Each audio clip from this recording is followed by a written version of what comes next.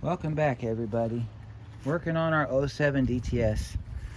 Had this thing in here for going on 2 weeks now because it keeps blowing fuse 21, which is for the heater on oxygen sensor for bank 2. Okay, so I've gone through and I changed the check valve. Check valve apparently is not the cause, because we have a circuit fault that keeps coming back to the injection pump. Well, on this car, the air injection pump sits down behind the ABS module, down inside the driver front wheel well. So I'm going to have to crawl under there and unplug the pump motor, see if that solves the problem. I got looking at a wiring diagram for this car, and one of the wires that goes to the check valve goes into the pump motor, and then that wire goes into fuse 21. So the way that circuits work is you have your powers, your grounds, and your load. Well, the direct load on fuse 21 is the mass airflow sensor and oxygen sensor 2. So I started off by changing the oxygen sensor. That didn't solve the problem, it's still blowing the fuse. So I started looking around at some other things. I thought maybe I got a bad relay, and I may have. I've got some relays that I've got to go pick up, and we're going to change out those relays and see what that does. I unhooked the check valve, the old check valve, to see if it acted up, and it didn't. It did not act up. So that's where I thought maybe the check valve is bad. Well, that's a brand new check valve, and as soon as I plugged it in, it acted up. I think I may have a bad pump motor. If that's the case, after I change the relays, I should be able to unplug the pump motor and the car will run fine. And if that's the case, I just replace the pump and we get on with our day. Now, the pump motor sits down where it gets a lot of dirt and crap from driving. So they do burn out over time. And it's basically just like an electric motor, like your fan, your blower fan for your HVAC or your cooling fans, where, you know, over a period of time they just burn out. When they burn out, they create higher than normal voltage when they're activated, and if they get high enough voltage, they'll blow a fuse.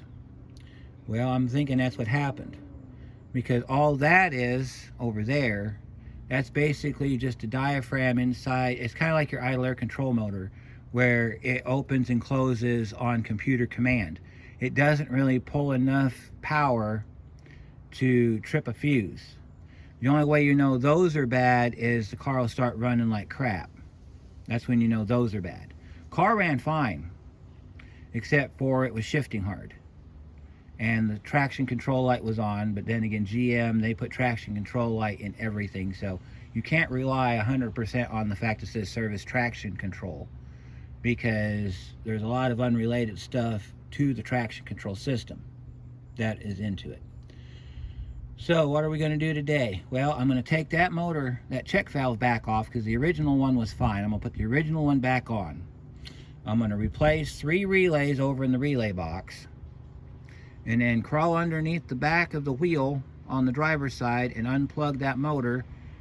Then we're going to put a new fuse in it and see if we've got what I think to be a solution to our problem. And we're going to try to do it in between the rain, because it's raining today and we're outside because I have no roof. So enough talking, let's get it done. Okay, so step 1's going to be getting that check valve off. That check valve comes off real easy. There's 2 nuts on the, or 2 bolts on the back side.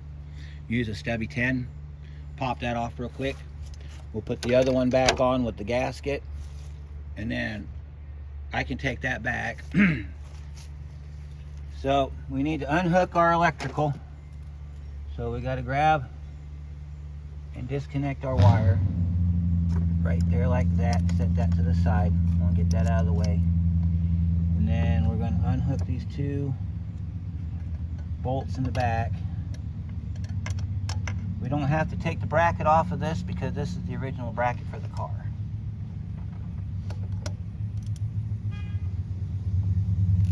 We just got to take these two bolts out of the back that hold this pipe to it.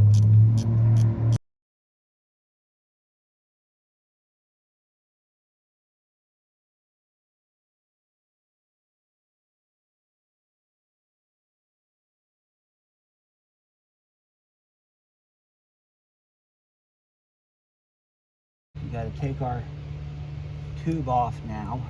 So we're going to take our vice grips. Now I'm going to get around to the other side. Just plug out of the way. I'm going to get around to the other side and take that big clamp off. Now at one point I had to destroy this clamp here. That's why I have a hose clamp on it, because this clamp here was in the wrong position for me to grab it. So that's in a never before released video, which I am not releasing, so, you know, there you go. And then we got to pull this hose off without breaking the... Alright. I think what we're going to do is we're going to leave that connected. This hose is a pain in the butt to get off of here. And as you can see, it don't want to grab no more.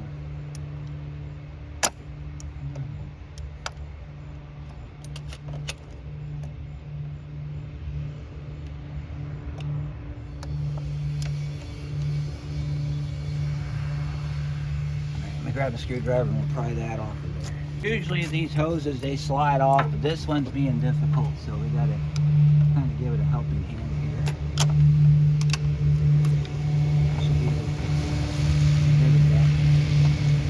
Should be able to pick it up and pull it right off. Do that. And we'll grab our gasket. And we'll go to the bench and we'll reassemble this thing, so I'll meet you at the bench. Alright, welcome to the bench, everybody. We're going to reassemble this piece. Kind of see how it goes together so that if you have to do this, you know what you're dealing with. Alright, so the flexible tube, this is what I was talking about. This part's got two nuts that sits on top of the exhaust manifold down on the back of bank 1. Okay, if you can get down to those two nuts and take it off, this whole pipe comes up with it. If you can't, then you do like I did and you take it off from the back. Okay. So what this does is this sits in this bracket, okay? The bracket sits like that. You've got your tube sits like this inside the bracket. So you got your tube that sits like this, okay? Then your two bolts feed through the bracket on the back side, like this, okay? So then you got your tubes that sit like this, okay? And then you've got your gasket that sits in there like that, okay? And then this piece, you get it oriented around here. It fits like this on the bracket. So you put your two screws in the back. See, this is how it looks on the back of the engine. So you're going to put your two screws in the back, hold your thing together. Make sure that you don't cross thread it because it is aluminum and it will cross thread. And get your bolts started.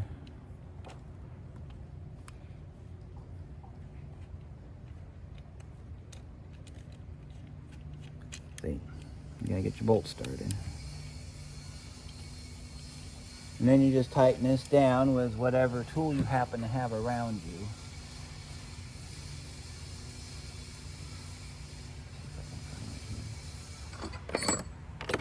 This is how this goes together. So you can tighten up your hardware.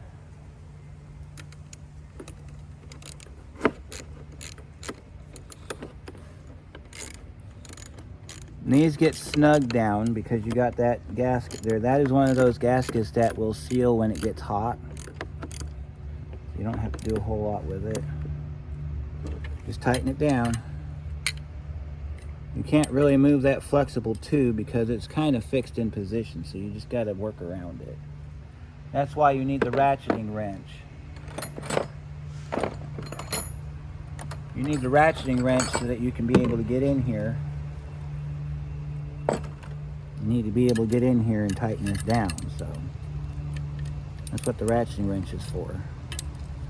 I use the stubby because it's easier to get in there.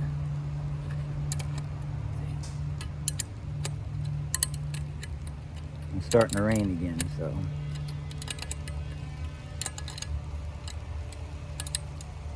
Alright. So anyway, this is the basic idea of it. So I'm going to get this reassembled, and I'll see you here in a little bit when it quits raining. Alright, before we put our other air injection pump check valve back on, we're going to work on our fuse box. We got some relays here. So one of my relays didn't show up, so what I'm going to do is I'm going to take and move that one back into its original spot because I swapped those around. So this one here, this big sucker right here, you see these two pins like that? That is the RY 1620. That goes in this slot right here. This one is hard as hell to find, but you got the part number now. So if you need one of these relays right here, you can get one. That one goes in here like this. This is one of the control relays that the system said it needed. I like to put the old relay back in the box, that way I know I changed it. And then the other relay is the RY 1652. That one, you got two of them right there. They're called micro relays. They look like that. You can get a good view of it here. This sucker goes in this hole down here. But we're gonna swap it around. Take that one out. We're gonna put it back in its original spot, like that. We're going to take this one, we're going to put it in this spot here. Okay, it sits a little taller than the other relay, but it sits about as high as the rest of the big relays, so your box should shut pretty good. And like I said, there's two of those. Okay, then we've got a 15 amp fuse that goes in that slot right there. We're not going to test the system yet because I got to put that check valve back on. But we're gonna do some experimenting with this here in a minute. Take your 15 amper, take it back down in this hole right here. All right, make sure it's nice and tight. And now I got to go get the check valve. We'll put the check valve back in over there. We'll get that hole plugged up. And then we'll start it up with the scan tool. We'll clear the codes with the scan tool, being that we've changed out the main relays. If it blows the fuse again, like I said earlier, then I'm going to crawl underneath the back of the driver wheel, because that's where the pump motor sits. I'm going to unplug the pump motor, put another fuse in it. If it does not blow the fuse, pump motor's bad. If it does blow the fuse, then I've got a wiring issue. I've got to track down where my wire has gotten bare and shorted out against a metal part of the vehicle. So we're hoping for a bad pump motor, because I don't really want to have to go through all that wiring underneath this car, because as you can see from the tape missing and everything on the plastics, this wiring is a absolute terror to try to get through, and there's a lot of it. So let me go grab that device that we got to reinstall, and I'll be right back. Alright, let me zoom in there for you so you can see what we're going to do here. So you might ask yourself, how do I come to the determination that the pump motor could be bad, not the check valve? Okay. Well, to start this out, I had a code 0418 and an 0412. Which are related to the secondary air system, which is what this part belongs to. Alright, well, I got looking at it, and the control relay said it was bad. It said it had a bad control relay. Well, relays, they do go bad. They are not forever. They do have their moments in the sun, if you will. So, relay goes bad. Okay. What causes it to go bad? 9 times out of 10, it's a bad load source. Okay, so bad load source could be like a bad pump motor, bad check valve, anything electrical on the circuit. Okay, I'm gonna pull this thing back off of here. I gotta take this back off for just a second so I can line up that gasket. So we got bad pump motor, bad check valve, whatever's on the circuit that's powered by an electric motor, they tend to fail due to environmental conditions, and you have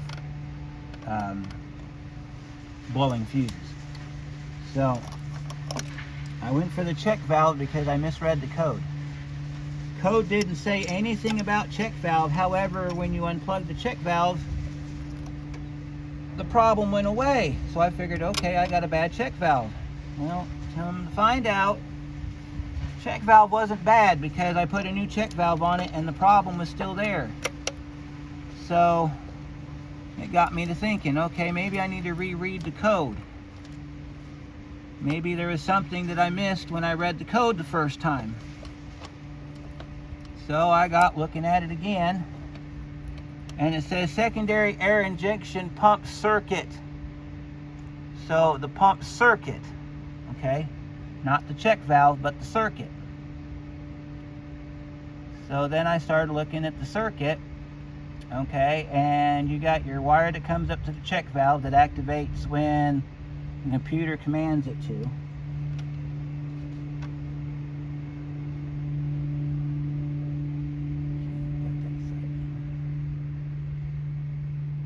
So you got the command from the computer, and computer sees a higher than normal voltage and says, okay, we got a problem, let's throw the light on. Alright, well, when you look at the wiring diagram, you have to pay attention to what you're looking at, because if you're looking at the diagram and the rectangular box on the side of it will tell you what it is. If it's a fuse box and you see a number like under hood fuse, and you see a wire coming off of it and you see a number next to the wire, that is most likely the fuse to which it's going through. So I got looking at the diagram last night, and it says it's going through fuse 21. Well, fuse 21 is the one that keeps blowing. So this system's hooked into fuse 21, which on the initial loads, it just loads the mass airflow sensor and oxygen sensor 2 heater, okay?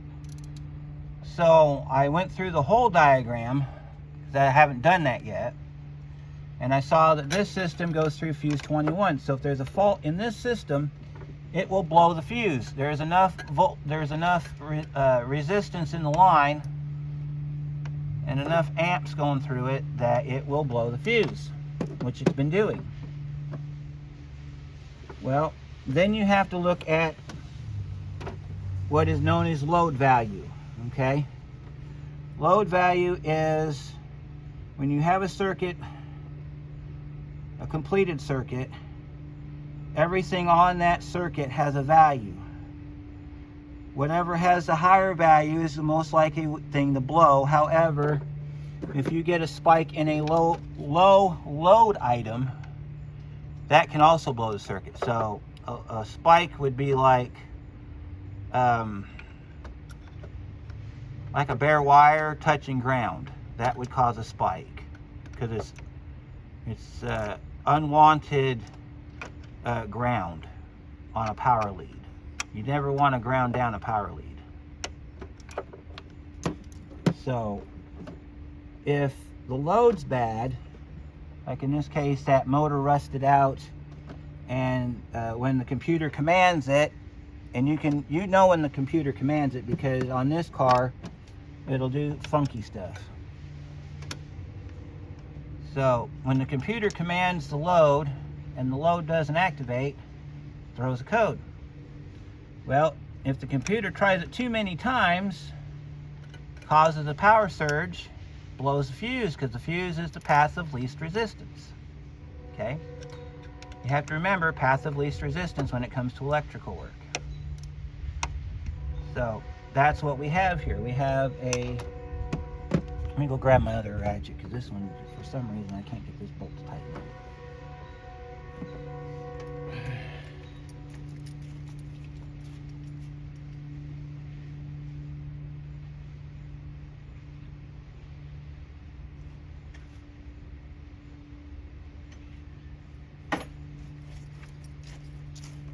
Anyhow, so the fuse blows,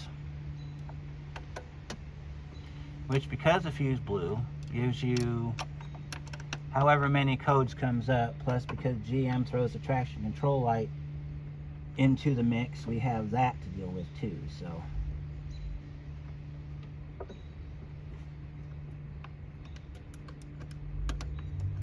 I don't want this thing to leak. Try to get this thing tightened up. So you got your path of least resistance, which is always going to be the fuse. So the fuse blows, and then you're doing what I'm doing, which is tracking down why the fuse blew in the first place. And on very rare occasions, at least I've seen so far, have I actually had to repair a wiring issue. Now, on earlier videos with this car, we've had to repair the wheel speed wiring down on the passenger front wheel because it got pretty beat up and it was causing a bunch of issues. That would be a cause for the service traction control light to come on, because that is actually part of the traction control. So, you know, you got that to deal with. We'll pull our, there we go. And we'll plug our piece back in here. Alright, so we got that all put back together. We got our relays replaced. I need to get my scan tool. I need to get a cover over this box so if it rains it doesn't get water in it. So let me grab my stuff and we will meet you in the car. Alright, you should be able to see all the lights if I keep my head out of the way. So we're going to go ahead and we're going to do the preliminary code scan, because we've changed 2 of the 3 relays. Like I said, the 3rd relay will be here tomorrow.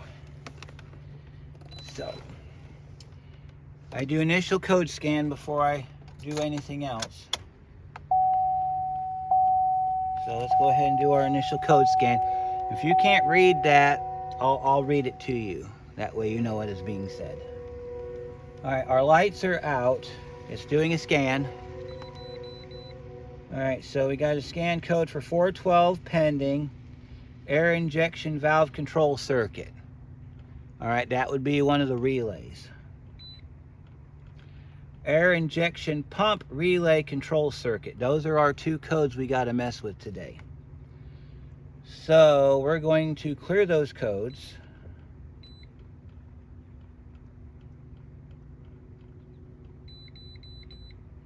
Alright, it's still showing pending. So let's start the car and see if it blows the fuse.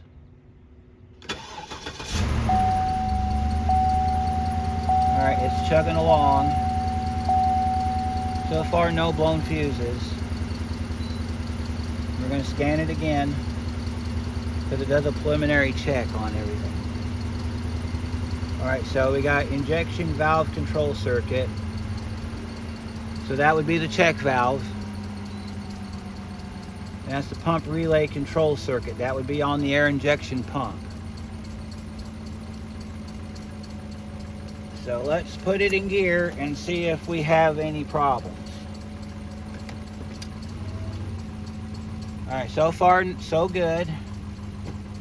Mind you, we just changed the relays. We haven't done anything else. We've just changed the relays. We haven't unhooked the pump motor or anything else yet. Alright, so we're in gear. Neutral. Reverse. And park. Alright. It is running a little rough, so I might go ahead and change that pump anyway. So let's go ahead and shut it off.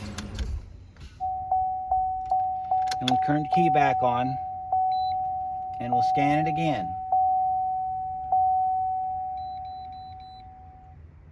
Alright, we got a pending code for air injection valve control circuit.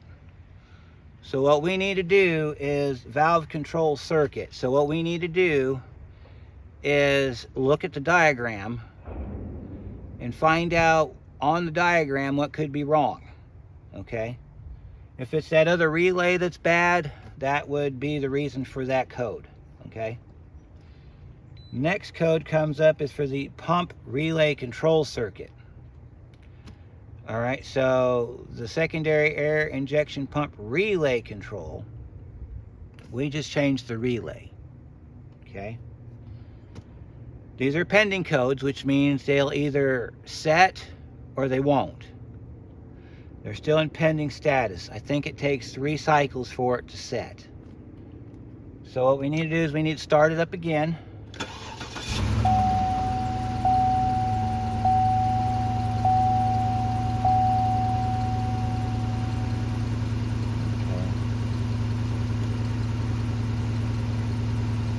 We'll run it through the gears again.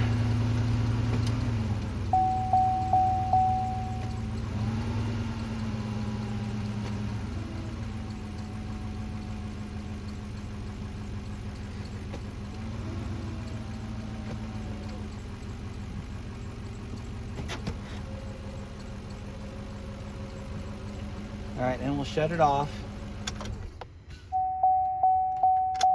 Turn the key back on, scan it one more time.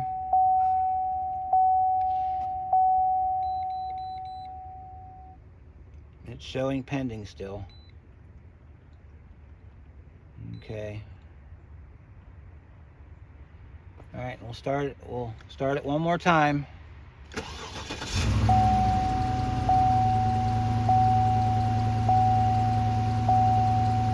All of our lights have gone out again, so we'll try our gears again.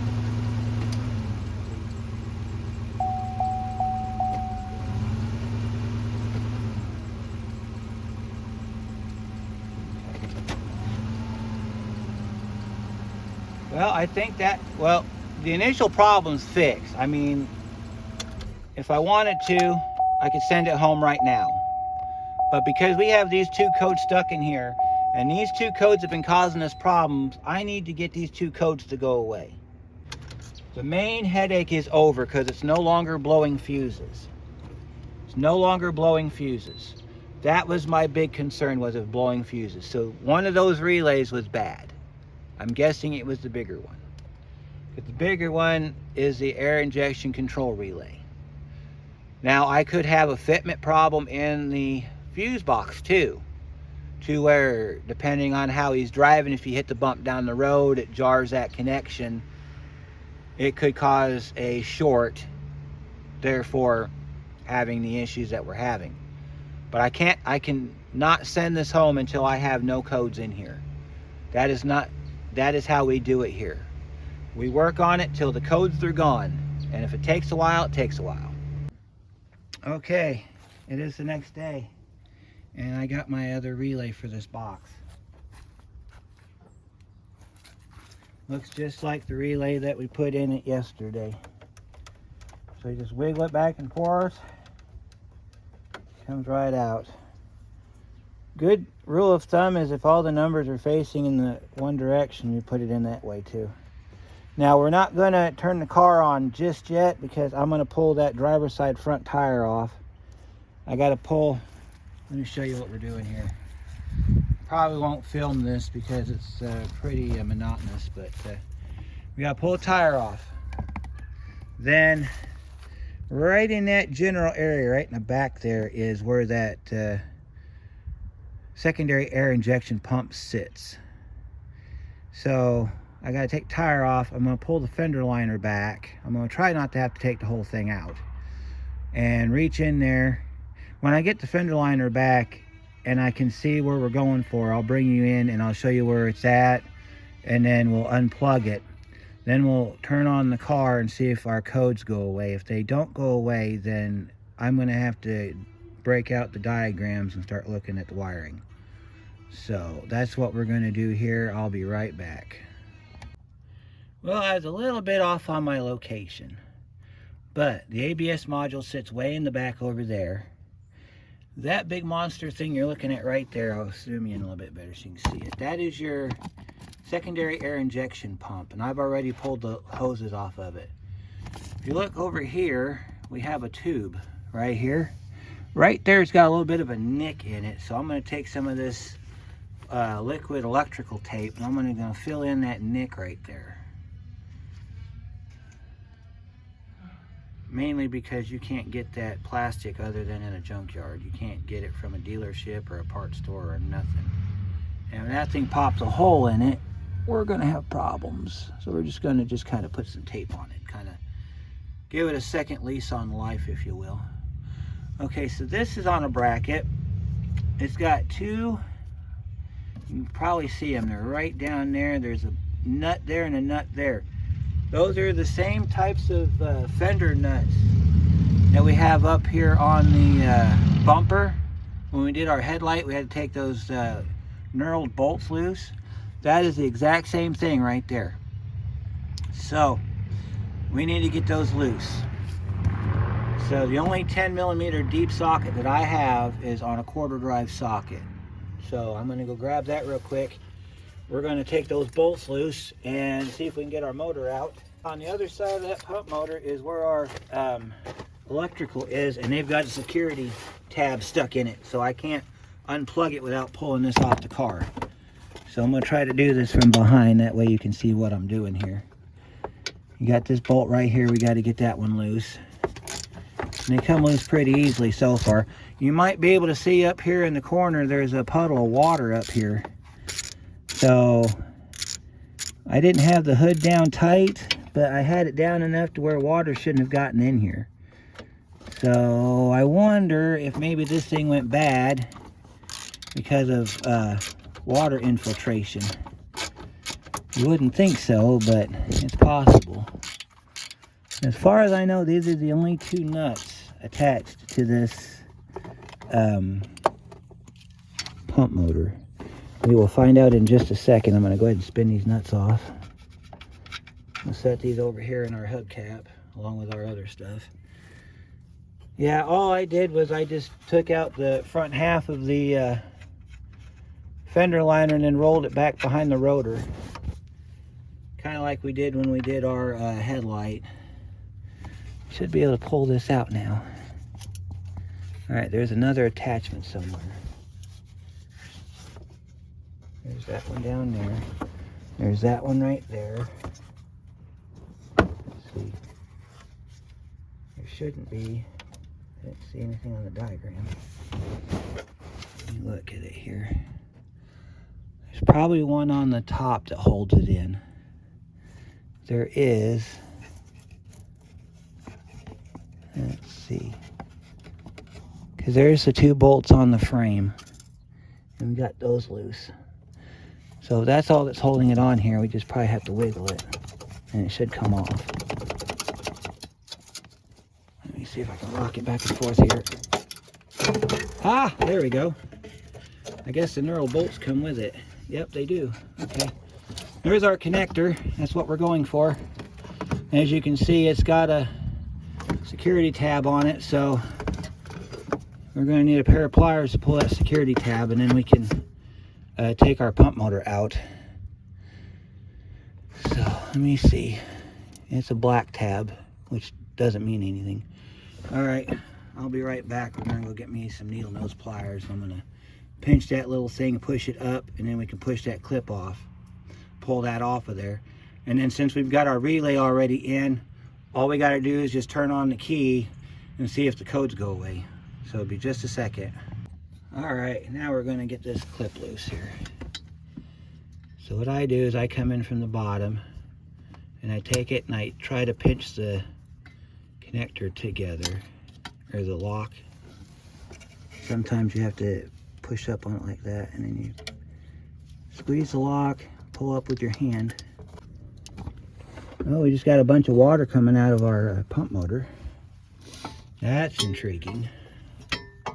That's not supposed to happen. It's possible our pump motor's garbage.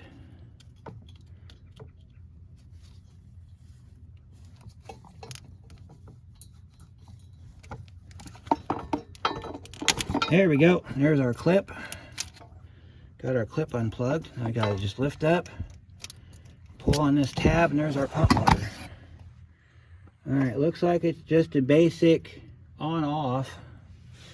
So we should be able to test it with our jump box. Yeah, it's just an electrical motor. So let's go grab some jumper leads out of our service kit and our jump box and see if we make it spin. If we can make it spin, then the pump motor's good. We got another problem, but if it doesn't spin, then we have a problem. Then we've found our problem. So I'm gonna get you set up in the shed and we'll be right with you. Okay, so we're in the shed. We're on my bench, or my little cart thing. I got the 504. We should actually test for resistance before we hook it to power. So I'm hooking this lead here. It's actually going to be the negative lead. It's going to go to the orange wire on the wiring, and then this is going to be our battery wire because it's a little bit stronger. This is going to be our B positive. This goes on the red wire. Down in here like that. Before we hook power to it, let's see if we have any resistance. I'm going to take our 504 and we're going to set up the back of it here so that we can see what we're doing here. Can you see that screen okay? Yeah, there we go. We're going to take our leads and we're going to hook our leads up here. So we got our positive is going to be the red one here. And we're going to hook our negative lead up to this side. And all we're going to do is see if we have resistance. If we have resistance, then it's likely the motor's good.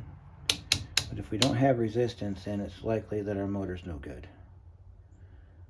We're showing OL. And in my experience, that means this motor's toasted. Yep, I think our motor's no good. Alright, so let's try putting some power to it and see if it spins. Based off of our initial readings from the meter, I'm not going to expect this thing to do anything.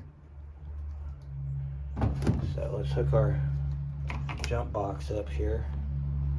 So let's see, red on this case is the positive lead, so we're going to hook this black lead to here. Now I could do this with T-pins, but I figure this is the best way to do it. We'll just let that hang down over here on this side. And this jump box is controlled by this knob right here. So it's a quick on and off. If things go sideways, I can catch it before it goes real sideways. We're gonna let that hang down right there. I think I got it hooked up backwards. Well, if it's bi-directional, I'll go either way. Actually, yes, I do. I got to hook the red wire to the negative. So that's our ground wire right there. Just make sure that hangs down like that, and then we'll plug this side in here. And it'll either spin or it won't. Because it's your basic two wires, so you have basically power and ground. So, all right, let's see what happens. Nothing. Found our problem, folks. Our motor's no good. Because when I hit that power on there, that sucker should have spun. Because it's your basic electric motor. The same kind of motor you have in your fan. Your blower fan for your HVAC. I think I've said that before. So our leads aren't even hot. So that tells me that this motor's no good. Thankfully, we have a new one on the way. So how it goes bad, I'm not sure. But now we've got to take these three nuts off and separate this bracket, which I will do later on. What we need to do now is go back to the car. We're going to walk back to the car. You get to see my wonderful shop area. There's our cars that we're working on now. Actually, these are ones that are done. That's Mom's car from the project.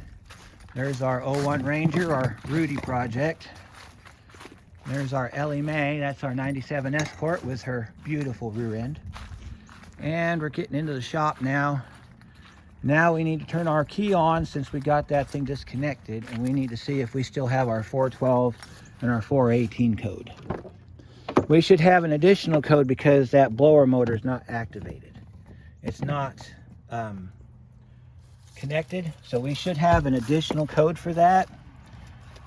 So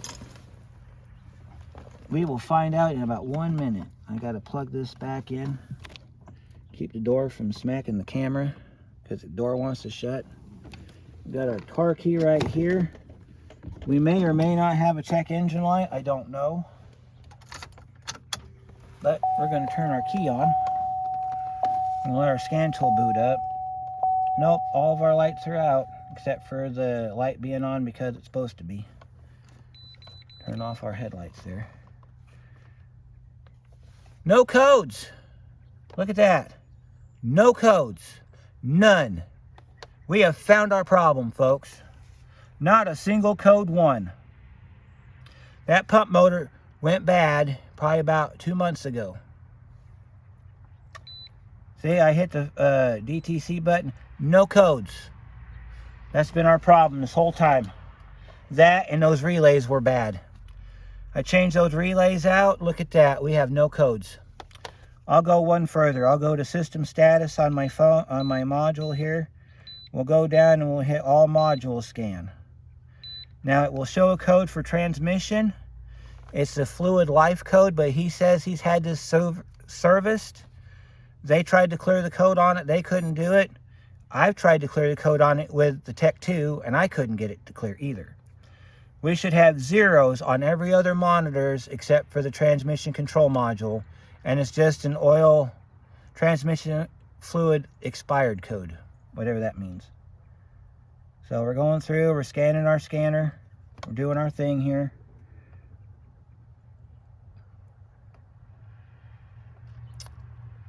I am so glad that came back with no codes.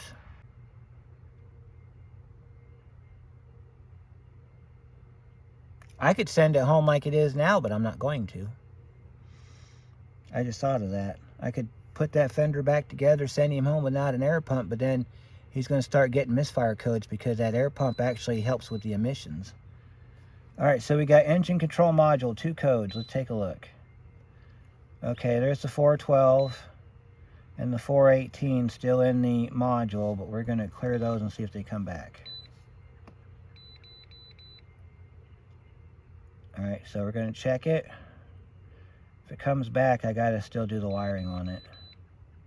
Look at that. They didn't come back. They did not come back. Look at that. We are in good shape. We are in good shape.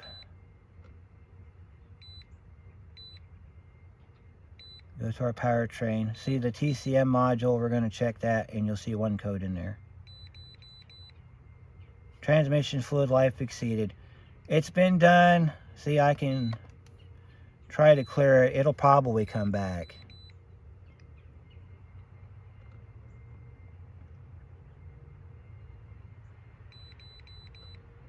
See, it comes back. Nothing you can do about it. We're going back in here because they should be cleared. No codes. We found our problem, folks. Our motor went bad. So, new motor's on order. It'll be here in a couple of days. I gotta put new batteries in my thing. That's relevant. All right, so the new pump will be here in a couple of days. When it comes in, I will bring you back. We will take the bracket off the old pump because they want that for the core.